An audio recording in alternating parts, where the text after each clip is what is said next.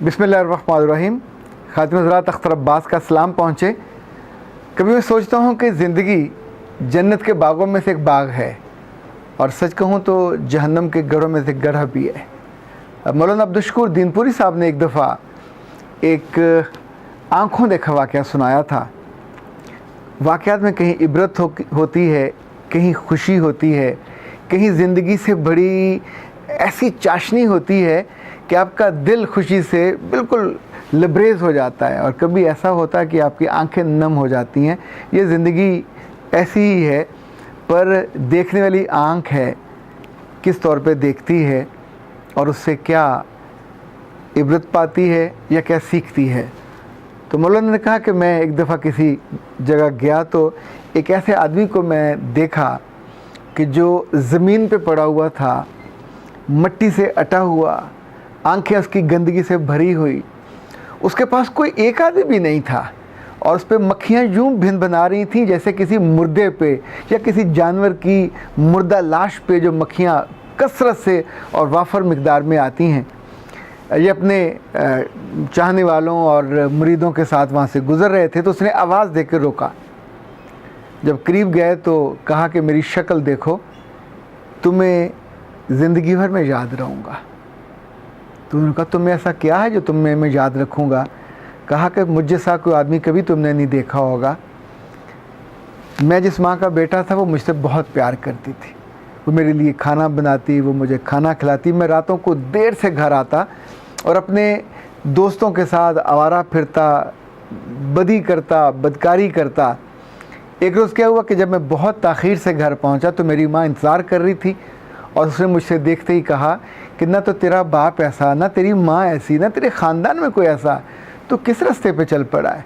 तेरी वजह से एक तो सारी रात जागना पड़ता है, दूसरा जो शर्मिंदगी होती है, गिले आते हैं, शिकवे आते हैं, और तूने हमारे लिए बहुत ज़िंदगी मुश्किल कर दी है। अल्लाह तेको हदायत दे। अच्छा, अब ये जुमला सुनने के बाद कोई बहुत ही बदबख्त होगा जो या तो आमीन कहे, बात को टाल दे, सॉरी कर ले, कुछ ऐसा कि जो गुस्सा है उसका रुख पलट जाए। पर उस लड़के ने अपनी माँ के साथ न सिर्फ बदतमीज़ी की और बदतहज़ीबी की, बल्कि साथ अपने पाँव से जूता उतार के कहा कि तूने मेरी ज़िंदगी जहन्नम बना के रखी है, रोज़ बोलती है, बक बक करती है। फिर उस बदबख्त ने अपनी माँ के जिस्म पे, कंधों पे जूतों से मारा और 2 जूते उसके चेहरे पे लगे। फिर उस लड़के ने कहा, जो उस वक्त आदमी बन चुका था, कि जिस लम्हे मेरे हाथों ये गुनाह सरजद हुआ तो मेरी माँ ने मेरी तरफ देखा भी नहीं। उसने आसमान की तरफ देखा, हाथ जोड़े और वो करलाई जैसे आप बैंड डालते हैं, और कहा कि खुदा इसलिए पैदा किया था कि जिससे ज़िंदगी का आसरा मिलना था, जिससे इज़्ज़त मिलनी थी, जिससे मोहब्बत मिलनी थी, उसी ने मुझे रुसवा कर दिया। और वो मुझे प्यार के 2 बाल तो क्या कहता, वो प्यार के 2 बोल तो बोल नहीं सका, खिदमत का कभी उसने ख़ेब ही नहीं किया, और उसने मेरे साथ ये किया कि अपना जूता उतार के मेरे मुंह पे मारा। तू मुझे मौत दे दे, मैंने ज़िंदा नहीं रहना, लेकिन इस बदबख्त को, इसके उन हाथों को तोड़ दे, उन पाँव को तोड़ दे, उस जूता पहनने वाली को, कि जिसकी वजह से इसने मुझे ज़लील और रुसवा किया। वो कहता कि माँ बोलती रही, मैं समझता रहा कि ये बकबक कर रही है, मैं जाके सो गया। पर जब मैं सोया हुआ था तो मुझे अपने पाँव में यूँ लगा जैसे दर्द हुआ हो, किसी ने काटा हो। मैं नहीं जानता किसने काटा, लेकिन जब मैं सुबह उठा तो मेरा पाँव फूला हुआ था। फिर दर्द उसमें इतनी ज़्यादा होने लगी, मैं डॉक्टर के पास गया तो डॉक्टर ने कहा इसमें जहर भर गया है, ये तुम्हारे पूरे जिस्म में फैल जाएगा। तब उस आदमी ने अपने दोनों पाँव से कपड़ा हटाया और कहा कि मेरे दोनों पैर ही कट गए।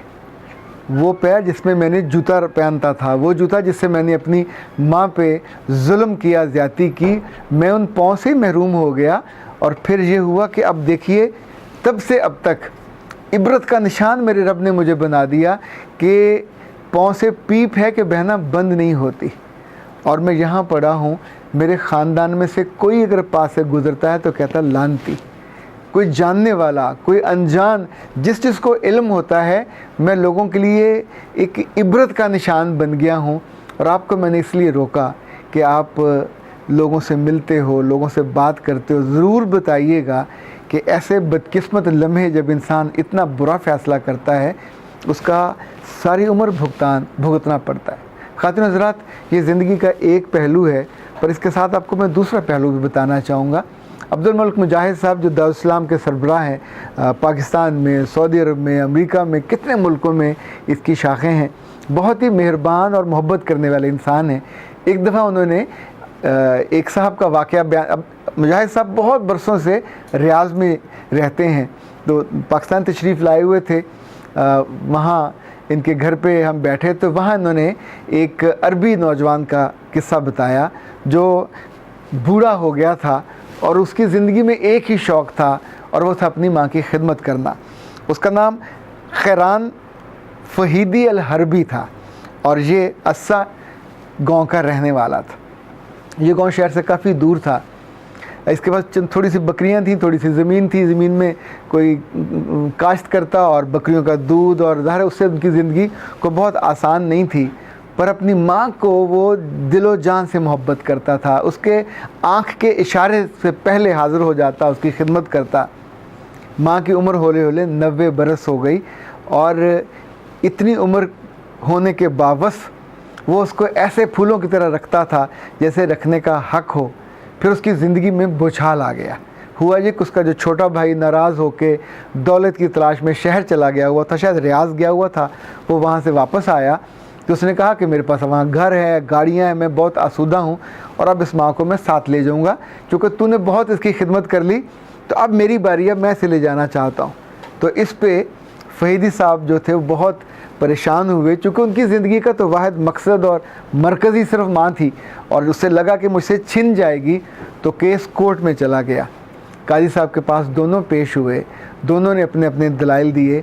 उसने कहा कि मैं इतनी उम्र महरूम रहा और इसने कहा कि मेरी ज़िंदगी का वाहिद मरकज़ उसकी खिदमत है, मैं महवर उसी को बना के जीता हूँ, अगर मेरी ज़िंदगी से वो चली गई तो मैं कैसे जीऊँगा। तो काजी साहब ने, अच्छा सऊदी कोर्ट्स में फ़ैसले बहुत क्विक होते हैं, वहाँ वकील नहीं होते कि जो झूठ बोलें, ना कोई झूठे गवाह होते। तो जज उन्होंने कहा काजी साहब ने कि अपनी माँ को अगले दिन लेके आए। जब लेके आए तो वो एक हड्डियों का, यूँ समझें जैसे वो एक टोकरी में डाल के लेके आए, कोई 20 किलो की होगी, 90 साल की माँ, यानी इतनी कमज़ोर थी और इतनी बूढ़ी हो चुकी थी। तो काजी साहब ने उनसे पूछा कि अम्मा तुम्हें पता है तुम्हारे दोनों बेटे आपस में लड़ रहे हैं, मेरी कोर्ट में उनका केस आया। अम्मा ने कहा हाँ मैं जानती हूँ। तो काजी साहब ने कहा फिर बताओ तुम्हारा फ़ैसला किसके हक़ में है। तो उन्होंने कहा कि काजी साहब फ़ैसला आप करोगे, मैं तो फ़ैसला नहीं कर सकती, मेरा बड़ा बेटा मुझसे बहुत मोहब्बत करता है, मेरी खिदमत करता है, उसका हक़ है, पर अब छोटा बेटा आके हक़ जता रहा है, उसका भी हक़ है, तो माँ कैसे फ़ैसला करे कि किस बेटे के पास रहे किसके पास ना रहे। तो काजी साहब ने जब ये बात सुनी तो उनकी आंखों में आंसू आ गए और उन्होंने कहा कि ये इतना मुश्किल फ़ैसला है मेरी ज़िंदगी का, पर मैं अब फ़ैसला ये कर रहा हूँ कि छोटे बेटे को जो अमीर है, आसूदा है, माँ उसको दे रहा हूँ ताकि वो साथ ले जाए। फ़ैसला होने के बाद उस कोर्ट में खामोशी नहीं रही, वहाँ चीखें थीं और वो चीखें थीं बड़े बेटे की, खैरान की, और वो ऐसे बिलक बिल के रो रहा था जैसे वो वहीं जान दे देगा। और वो रोता था और अपनी माँ के हाथों को और पाँव को चूमता था। जितने लोग वहाँ उस वक्त कोर्ट में मौजूद थे उनकी भी आंखों में आंसू थे। ख़ातिन हज़रात, जो काजी साहब थे वो उठ के अपने चैम्बर में चले गए, पर लोग वहाँ मौजूद रहे, उस मंज़र को देखते रहे। जिसने ये मंज़र देखा, जिसने वो चीखें सुनी, जिसने वो मोहब्बत का अंदाज़ देखा, शायद वो मोमेंट होते हैं जो ज़िंदगी में जम जाते हैं, हम उसको कभी भूल नहीं पाते। जहाँ ज़िंदगी में बुरे वाक़यात होते हैं, बुरे लोग होते हैं, वहाँ कुछ मोहब्बत का इजहार करने वाले, मोहब्बत के साथ जीने वाले लोग भी होते हैं और शायद उन्हीं की वजह से ज़िंदगी हमको अच्छी लगती है। आप सब अपनी मोहब्बत के साथ जियो, खिदमत के साथ जियो और उसकी दुआओं के साए में रहो। अख्तर अब्बास को इजाज़त दीजिए। अस्सलाम वालेकुम।